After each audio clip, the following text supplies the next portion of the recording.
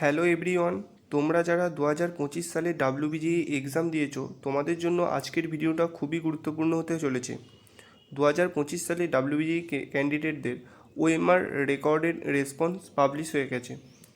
তো তোমাদের সামনে যে নোটিশটা দেখতে পাচ্ছ এটা আমি ডাব্লিউবিজিই 2025-এর যে অফিসিয়াল ওয়েবসাইট সেখান থেকে নিয়েছি। তো এই নোটিশে কি বলা হচ্ছে না দেখতে পাচ্ছ না, view OMR image view response and challenges response for WBJEE 2025।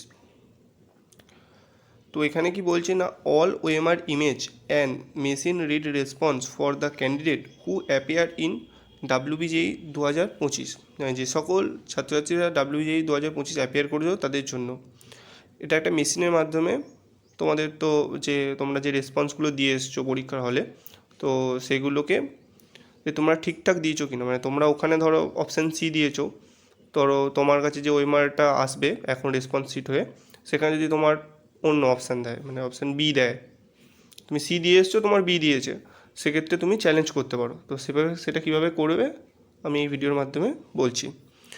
তো তারপরে বলেছে না, candidate can log in and view their OMR response as আর captured by machine in case category 1 and category 2 question. মানে ক্যাটাগরি 1 এবং 2, মানে তোমাদের তো ডাব্লিউবিজিইতে 3টে ক্যাটাগরি থাকে, ক্যাটাগরি 1, 2 এবং 3, কিন্তু ক্যাটাগরি 3-তে কিন্তু মাল্টিপল অপশান থাকে, ক্যাটাগরি 1-এ কিন্তু আর 2-এ একটা করে। তো রেসপন্সটা কী হিসেবে শো করবে না, রেসপন্সটা তোমার এ বি সি ডি এভাবে শো করবে, মানে তোমরা যেটা দেবে সেইটা।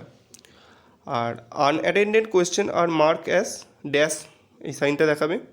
If multiple answer are given, যদি তোমরা মাল্টিপল অপশান দিয়ে থাকো সেক্ষেত্রে তোমাদের স্টার, এই সাইনটা দেখাবে। In the case of category 3, তাহলে ক্যাটাগরি 3 এর কোয়েশ্চেনের ক্ষেত্রে কি, the response will shown as A B C etcetera, এভাবে তোমাদের দেখাবে। এবার হচ্ছে তোমরা চ্যালেঞ্জ করবে কীভাবে।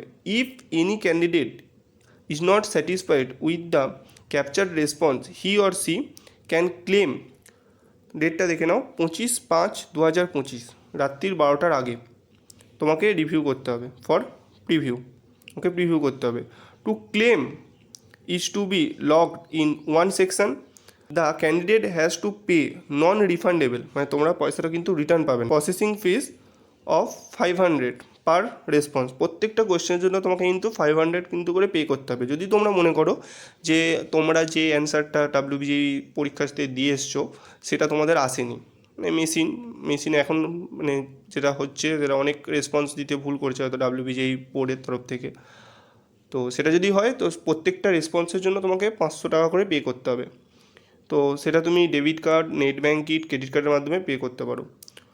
তারপর কি লেখা আছে দেখো, no claim will be reviewed if the fees payment is not successful, মানে তোমরা যদি পেমেন্টটা যদি সাকসেসফুল না হয় সেখানটা কিন্তু সেটা প্রিভিউড হবে না। এটা তোমাদের বোর্ডে বলেছে, তোমরা ডেটটা করে নাও, ডেটটা দেখে নাও, আজকে রাত্রির 12টার আগে তোমাকে করতে হবে। তো আজকের ভিডিওটা এই পর্যন্তই।